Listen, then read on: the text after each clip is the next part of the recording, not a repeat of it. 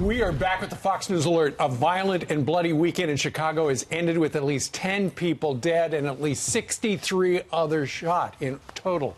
One Chicago paramedic describing the city as a war zone. The number of shootings this weekend alone, unbelievable, Brian. Yep, between Friday and Sunday, 63 people were shot. 10 of those victims passed away. One of them, a 17-year-old boy, he was doing this thing called riding a bike. Wow, 34 of the 63 were shot between Saturday and Sunday morning alone, and 25 people were wounded within a 2.5-hour period. Most of the shootings were gang-related and targeted large crowds. Let's bring in Dan Bongino, former New York City cop, former Secret Service agent, host of the Dan Bongino Show. Dan, we were talking in the last hour to a fella, LaShawn Ford.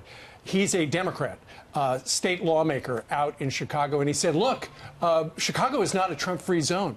We are desperate to have the president help us because the mayor is not doing the job. Yeah, you know, Steve, I remember being a New York City police officer in one of the tougher areas in New York, crime-wise at the time, the 7-5 precinct in East New York. And one of the things that really touched me, I was a really young man at the time, just coming into my, trying to figure out the world for myself, was all the good folks that came outside in an area that was really high crime at the time and said, please, help us. This guy on the corner, he's slinging drugs. I can't be seen talking to you, but will you do something? Please, anything. Steve, this is our country. These are American citizens, too. They deserve better than this. I mean, look at the picture. I was reading an article this morning about this crime wave in Chicago, and there's a picture of this young lady, Janae Patterson. Just look at the picture, 17 years old. Look at that picture. That poor woman will never take another breath of oxygen again. Her life is over at 17. All of the pleasures and wonders of life she will never experience. And it makes you say to yourself, gosh, listen, I'm not going to make a cheap political argument about this. This is not the time for that. But I'll say this.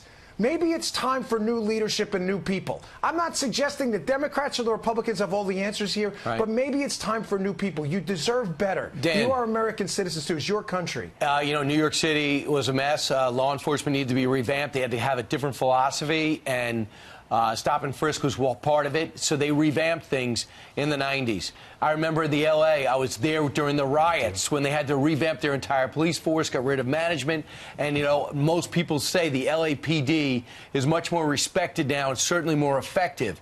Can you do something like that? If success leaves clues, does New York and Los Angeles leave clues?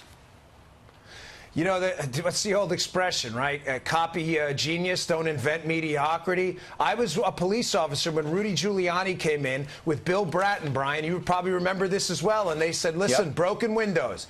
What is broken windows? It means, you see a broken window, you fix it. You don't wait for the building to fall down. In other words, you see a guy jumping a turnstile to get on a train free in New York, which you remember in the day happened all the time.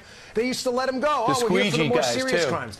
You squeegee guys, I've got news for you. The guy who jumped the turnstile was the guy who later committed the more serious crime. So you don't let him go for jumping the turnstile. You run his name, you find out he's got a warrant, he spends the night in jail, and he hasn't robbed someone on the subway. In Chicago, it's time to let the cops be cops. Those people there deserve better. These are American citizens living in a place with zero opportunity where you could walk out of your house and be killed. That 17-year-old girl deserved the shot at life. This is a stain on our country. And you know what? I encourage the president to get involved. We have an FBI there, a DEA. Let's start these task forces up again, and let's clean those streets up for them if Chicago's not willing to do it themselves.